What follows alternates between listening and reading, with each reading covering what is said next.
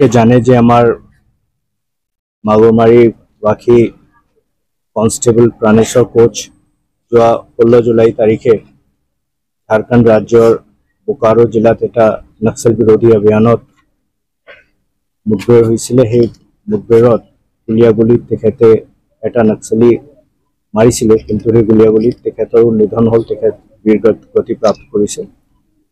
আমি আজি কেন্দ্ৰীয় ৰিজাৰ্ভ পুলিচ বলৰ ফালৰ পৰা আহি তেখেতক শ্ৰদ্ধাঞ্জলি জনাইছোঁ আৰু তেখেতৰ পৰিয়ালবৰ্গক শ্ৰদ্ধাৰে নমন কৰিছোঁ। আমাৰ কেন্দ্ৰীয় ৰিজাৰ্ভ পুলিচ বল ফালৰ পৰা আৰু ৰাজ্য চৰকাৰৰ ফালৰ পৰা যিখিনি সহায় তেওঁলোকক আৰ্থিক হওক অন্যথা হওক আমি দিবলৈ সাজু। ইতিমধ্যে প্ৰচেছটো আৰম্ভ কৰা হৈছে। কৰুণামূলক এপইণ্টমেণ্টৰো আমাৰ ব্যৱস্থা আছে, সেইটো আমি ঘৰৰ মানুহৰ লগত পৰিয়ালৰ মানুহৰ লগত কথা পাতি ব্যৱস্থা কৰাই দিম। আমাৰ কেন্দ্ৰীয় ৰিজাৰ্ভ পুলিচ বল সদায় তেওঁলোকৰ লগত আছে আৰু যিটো দৰকাৰ হ'ব এই বিষয়ে আমি সদায় তেওঁলোকক সহায় কৰি থাকিম। ধন্যবাদ।